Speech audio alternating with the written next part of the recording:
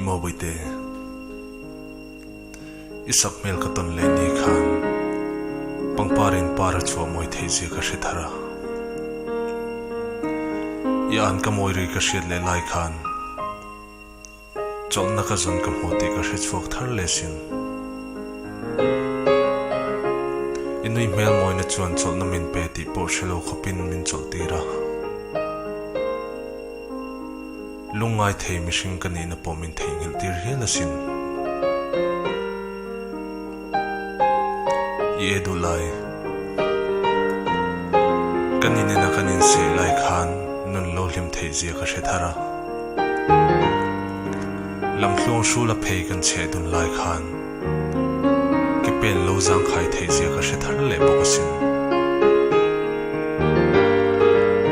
ichevel ka thir khan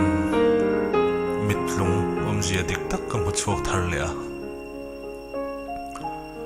chutiang chuka la kai thilti theina chuni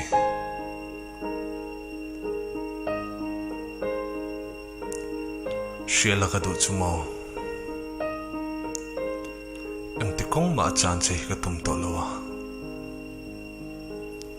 ka chan che ni ero chuan khovel hian min chan ve hil mai thei itel lo nun hian omzia nei do na ni puin a ho hle do na omze ho tak dam chana na nai chuan nun velo po ka thlang hial om si a chutiam khop chuan kalaka hian thiliti thesin engtin mo duat iti swal mi lova iti swal to nai ni na wa chaw mo lo thon na me puine thin lunga mot me ka rin hel nai na ne trek chem ni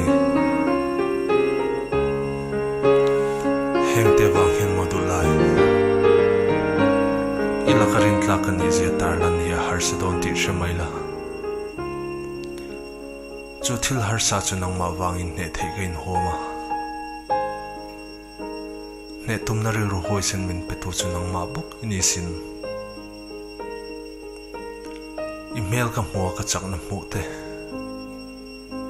yori ka sheta wanga ka in rin tok thei zia te ka shethian ne tu ka ni thei ka in be se tlat zunia kala kai thilti thei ze hi shebe te la o atop nan tak tak tlak lawa pipo wayang nilovin tlak homine zona ka waya kadu than na mangin kadu than na zong zong ka pechia itan ti thei ka nei lo zia shereng maila ti ture ro ka da roi thung si heti ko wana sai thil ti theina nun hi luala neila ita sim